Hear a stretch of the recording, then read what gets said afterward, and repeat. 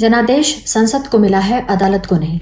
लोकतंत्र का वास्तविक केंद्र संसद ही है, अदालत नहीं। और इसीलिए कार्यपालिका के निर्णयों की न्यायिक समीक्षा सीमित ही होनी चाहिए। इन दो पंक्तियों ने देश के लोकतंत्र को, नागरिक अधिकारों को उलट पलट कर रख दिया था। यह निर्णय अभी अभी शपथ लेने वाले भारत के नए मुख्य न्यायाधीश जस्टिस आर्यन देव ने सुनाया था।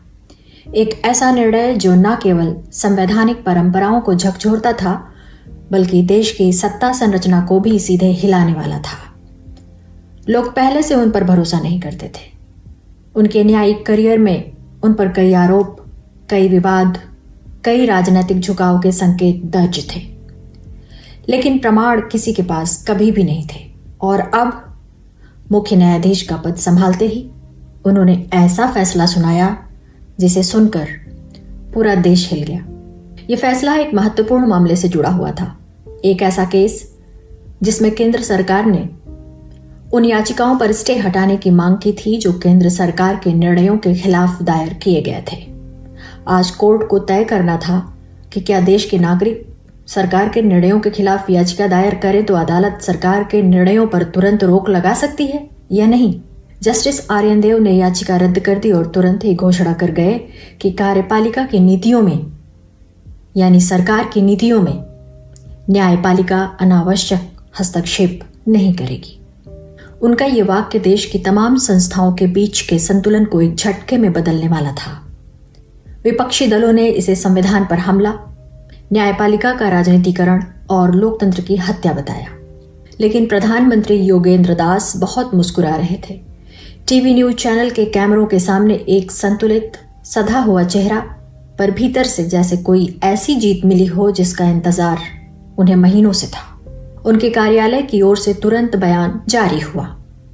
मुख्य न्यायाधीश का निर्णय पीपल्स विल, जनता की इच्छा को सर्वोपरि मानता है। न्यायपालिका आखिरकार लोकतंत्र के सार को समझ रही है। देश में बहस होने लगी मानो दो धाराएं बन चुकी हों। एक धारा कह रही थी कि यह फैसला लोकतंत्र को मजबूत करेगा, और दूसरी धारा कह रही थी कि लोकतंत्र खत्म हो जाएगा। जस्टिस आर्यन देव को लेकर न्यायिक गलियारों में हमेशा ही फुसफुसाहटें रही थी। उनके बारे में कहा जाता था कि उनके रिश्ते कुछ बड़े कॉरपोरेट घरानों से बहुत गहरे तौर पर जुड़े हुए हैं। कुछ लोग कहते थे कि उन्होंने सत्ता को राजनीतिक लाभ देता हुआ निर्णय कई बार सुनाया। कुछ चर्चाएं उनके परिवार की संपत्ति के अचानक बढ़ने की भी थीं, और यह भी कि उनके न्यायिक करियर में ऐसे ऐसे प्रमोशन मिले जो तमाम न्यायाधीशों को सालों में मिलते हैं। लेकिन उन्हें कोई पकड़ नहीं पाया। वे बेहद चालाक थे, कानून जानते थे, सीमाएं जानते थे, और यह भी जानते थे कि शक के लिए पर्याप्त सबूत नहीं होते। जो लोग उन्हें करीब से जानते थे वे कहते थे, जस्टिस आर्यन देव एक ऐसा आदमी है जो हमेशा हवा का रुख देखकर काम करता है। और इस बार हवा किस दिशा में बह रही थी देश का हर एक व्यक्ति जानता था। वे थे प्रधानमंत्री योगेंद्र दास। प्रधानमंत्री योगेंद्र दास आजकल राजनीति के सबसे अप्रत्याशित खिलाड़ी माने जाते थे। अजेय, मीडिया को मुट्ठी में रखने वाले, आक्रामक प्रचार, सत्ता में बने रहने के लिए हर तिकड़म का इस्तेमाल करना और विपक्ष को तोड़कर बिखेर देने की चाहत और क्षमता में माहिर, उनमें सब कुछ था। उनकी लोकप्रियता आसमान छू रही थी, पर साथ ही उन पर कई तरह के आरोप भी लगते थे। स्वतंत्र संस्थाओं में कार्यरत लोगों पर भीतर से दबाव और दखल, मीडिया मालिकों पर दबाव, विपक्ष को खत्म करने के लिए केंद्रीय जांच एजेंसियों का अनर्गल और बेइंतहा गलत इस्तेमाल, कॉरपोरेट मित्रों को सरकारी लाभ पहुंचाना। वे हर आरोप पर मुस्कुराकर कहते, मुझे जनता ने चुना है, पीपल्स मैंडेट मेरे साथ है। और अब यही तर्क देश के मुख्य न्यायाधीश आर्यन देव भी दोहरा रहे थे। चारों तरफ खबर फैल गई थी कि मुख्य न्यायाधीश की शपथ लेने के 24 घंटे बाद ही जस्टिस आर्यन देव और प्रधानमंत्री के बीच एक अनौपचारिक मुलाकात हुई थी। यह मुलाकात किसी कैमरे में कैद नहीं की गई। आदेश था कि इस मुलाकात का कोई आधिकारिक रिकॉर्ड न फैलने पाए। पर राजनीतिक गलियारों के विशेषज्ञ भी माहिर होते हैं। वे खबर छापें या न छापें, पर उन्हें हर बात की खबर होती है। इसीलिए उनके मेल मिलाप की चर्चा फैल गई थी। उस बैठक में क्या हुआ कोई नहीं जानता, लेकिन मुलाकात के अगले ही हफ्ते सुप्रीम कोर्ट से 3 महत्वपूर्ण आदेश आए। सरकार की संवेदनशील नीति पर याचिकाएं स्थगित, मीडिया रेगुलेशन से जुड़े मामले में सरकार को पूर्ण अधिकार और विपक्षी नेताओं पर चल रही जांचों में हस्तक्षेप से कोर्ट का इनकार। इस तरह अचानक अदालत और सरकार एक ही भाषा बोलने लगे थे। पूरा देश अपनी सोच से 2 भागों में विभाजित हो गया। सड़क पर विरोध शुरू हो गया। दिल्ली, मुंबई, बेंगलुरु, पटना, हर जगह छात्र, शिक्षक, वकील और सामाजिक कार्यकर्ता सड़कों पर उतर आए। उनके बैनर पर साफ साफ संदेश लिखे थे, लोकतंत्र पर काले साए, लोकतंत्र को बचाओ। न्यायपालिका केंद्र सरकार के अधीन हो गई, इसे स्वतंत्र करो। जनादेश का मतलब निरंकुशता नहीं है, बल्कि सरकार को जनता का आदेश है। सरकार जनता की मालिक नहीं है, बल्कि जनता की नौकर है।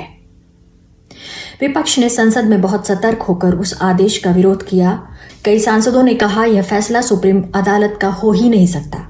यह आदेश सत्ता का लिखा हुआ है, जिसे मुख्य न्यायाधीश ने पढ़ा है। संसद स्थगित कर दी गई, लेकिन प्रधानमंत्री कार्यालय हर आरोप का जवाब एक ही शब्द से देता रहा, जनादेश, पीपल्स बिल, पीपल्स मैंडेट। यह शब्द उनका हथियार बन चुका था। सुप्रीम कोर्ट के भीतर वरिष्ठ जजों में बहुत असंतोष था। कुछ जज निजी तौर पर कहते कि यह फैसला संविधान के खिलाफ तो है ही, यह लोकतंत्र को तोड़कर छिन्न भिन्न कर देगा, हमारी तो स्वतंत्रता ही दांव पर है। पर जजेस खुलकर कुछ भी नहीं बोल रहे थे। जस्टिस आर्यन देव की पकड़ अब बहुत मजबूत हो चुकी थी। वे कॉलेजियम में महत्वपूर्ण बदलावों की तैयारी में थे, जिससे न्यायाधीशों की नियुक्तियों पर और अधिक नियंत्रण मिल सके। एक वरिष्ठ जज ने ऑफ द रिकॉर्ड कहा, अगर उन्होंने कॉलेजियम को प्रभावहीन कर दिया तो न्यायपालिका इतिहास बन जाएगी, देश में लोकतंत्र का भविष्य नहीं बचेगा। मीडिया का बहुत बड़ा हिस्सा सरकार और नए सीजेआई के फैसलों को लोकतंत्र का असली सुधार बताने लगा। राष्ट्रीय प्रवक्ता, सीजेआई के निकट माने जाने वाले वकील और कुछ मीडिया मालिकों के प्रतिनिधि बार बार कहते, जनता द्वारा चुनकर आए नेता देश में सबसे ऊपर होते हैं, अदालत चुनी नहीं जाती, बस नियुक्त की जाती है। दूसरी तरफ कुछ पत्रकार, जो कि बहुत ही कम संख्या में थे, वे पूरी ताकत से इसका विरोध कर रहे थे। एक चर्चित एंकर ने अपने शो में कहा, अगर अदालत सरकार के साथ खड़ी हो जाए और मीडिया भी वही बोले जो सरकार बुलवाए, तो विपक्ष की राय का क्या होगा? विपक्ष अपनी बातें लेकर किस जगह जाएगा? उनका शो बंद कर दिया गया। कारण बताया गया कि इस शो से मीडिया हाउस को आर्थिक नुकसान हो रहा था। विपक्षी दल पहले से ही आपस में लड़ते रहते थे, पर इस फैसले ने सबको एक मंच पर खड़ा कर दिया। संसद के बाहर विपक्ष ने एक संयुक्त बयान जारी किया। बयान में कहा गया कि मुख्य न्यायाधीश देश को संविधान से दूर ले जा रहे हैं। यह सब कुछ प्रधानमंत्री योगेंद्र दास का सत्ता विस्तार प्रोजेक्ट है। विपक्ष की ये बात ज्यादातर लोगों को समझ में आ रही थी। उनकी रैलियां होने लगी। रैलियों में तमाम लोग इस बात से बेहद चिंतित दिखाई देते थे कि अगर संविधान ही नहीं रहा, न्यायपालिका भी सरकार जैसी हो गई तो न्याय कौन करेगा। लोगों में बहुत नाराजगी थी। लोगों का गुस्सा बढ़ने लगा। वे सोचने लगे कि हमारा देश अच्छा भला था, ये क्या हो गया? किसकी नजर लग गई हमारे देश को? रैलियों में देश भर के लोग शिरकत करने लगे। लेकिन योगेंद्र दास बिल्कुल आश्वस्त थे। उन्हें यकीन था कि अब अदालत उनके रास्ते में बाधा नहीं बनेगी। जिसको जितनी रैलियां करनी है कर ले। सरकार जानती थी कि उसकी सत्ता को कोई हिला नहीं सकता। लेकिन कुछ ही हफ्तों में देश में कई घटनाएं घटी। विश्वविद्यालयों में धरनों पर पुलिस की कार्रवाइयां हुई। विपक्षी मुख्यमंत्रियों के खिलाफ अचानक सीबीआई और ईडी के छापे पड़ने लगे। कुछ संवैधानिक अधिकारियों से प्रेस कॉन्फ्रेंस करा के सरकार के साहसिक कदमों की तारीफ करवाई गई। सोशल मीडिया पर भी सरकारी समर्थक ट्रेंड्स बहुत दिनों तक चलते रहे। देश के बौद्धिक वर्ग, लेखक, कलाकार सब ऐसी गतिविधियों पर चिंता व्यक्त कर रहे थे। एक प्रसिद्ध उपन्यासकार ने लिखा, अगर न्याय और सत्ता एक ही छतरी के नीचे खड़े होंगे तो लोकतंत्र सड़क पर आ जाता है। दिल्ली की एक युवा वकील प्रिया मजूमदार ने सुप्रीम कोर्ट में एक ऐतिहासिक याचिका दायर कर दी। याचिका में कहा गया, सीजेआई का ताजा फैसला संविधान की मूल संरचना के विरुद्ध है। सीजेआई ने कार्यपालिका को अनियमित और असीमित अधिकार दे दिए हैं। अदालत अब स्वतंत्र नहीं है बल्कि कार्यपालिका के अधीन दिखाई दे रही है। सीजेआई के कुछ पुराने फैसलों में भी राजनीतिक झुकाव बिल्कुल साफ दिखाई पड़ता है। याचिका में मांग की गई कि सुप्रीम कोर्ट स्वतंत्र हो, वह सरकार के लिए काम ना करे। यह याचिका पूरे देश में जंगल में आग की तरह फैल गई।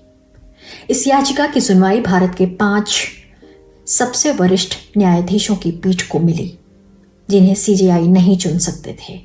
यह सुनवाई ऐतिहासिक सुनवाई थी। पूरी दुनिया की निगाहें दिल्ली पर केंद्रित हो गईं। सुनवाई के पहले दिन ही कोर्ट में खचाखच भीड़ थी। सरकार के विरोध वाले वकील दलील दे रहे थे, लोकतंत्र का मतलब चुनी हुई तानाशाही नहीं है।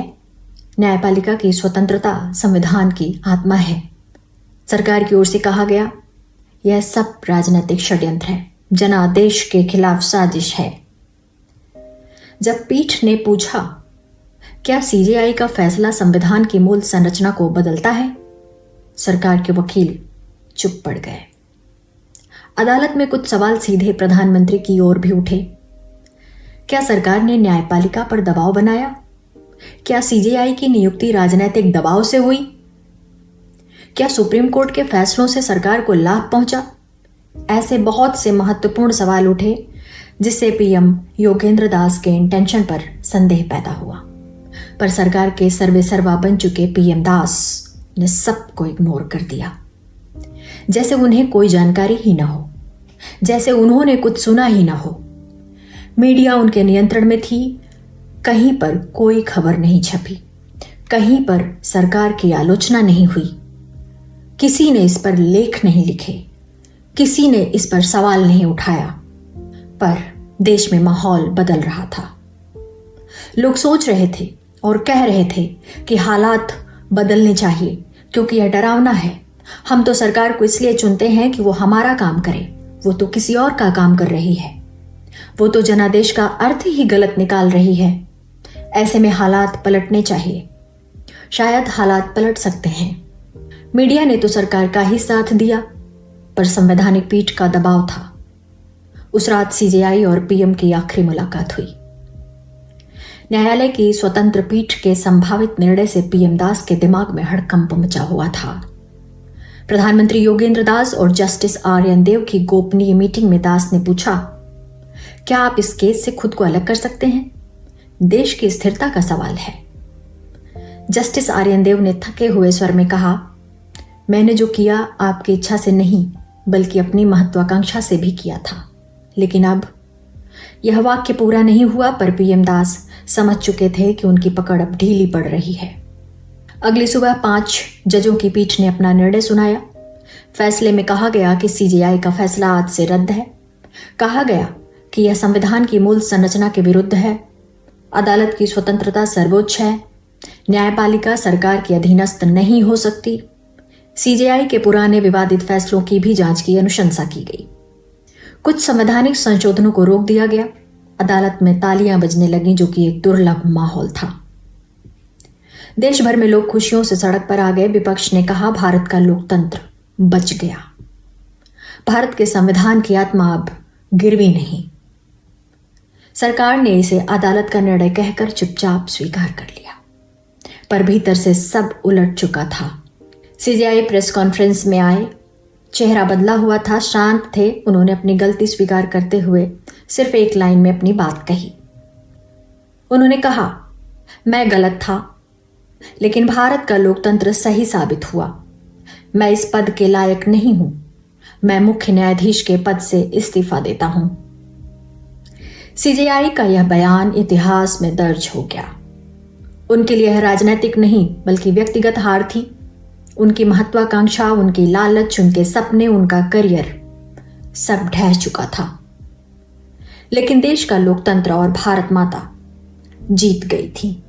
पर कहानी यहीं खत्म नहीं हुई। प्रधानमंत्री योगेंद्र दास पीछे हटने वालों में से नहीं थे। उन्होंने देश को संबोधित करते हुए कहा, हम लोकतंत्र का सम्मान करते हैं, पर सुधारों से पीछे नहीं हटेंगे। यह भाषण उनके अगले कदम की ओर संकेत था।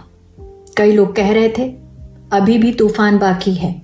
मुख्य न्यायाधीश का विवादित फैसला, प्रधानमंत्री की राजनीतिक इच्छा और देश का लोकतांत्रिक संघर्ष, इन सब ने भारत को एक ऐसे दौर से गुजारा जिसने हर नागरिक को सोचने पर मजबूर किया। देश डगमगाया जरूर पर गिरा नहीं, संविधान कांपा जरूर पर टूटा नहीं। और यह कहानी इसी बात का प्रमाण है। लोकतंत्र तब तक जीवित रहता है जब तक लोग सवाल पूछते हैं और उसका जवाब निकालते हैं। लोकतंत्र का मतलब है जनता का आदेश, जिसे सरकार को 5 साल में पूरा करना चाहिए, न कि उसे टालते रहना चाहिए।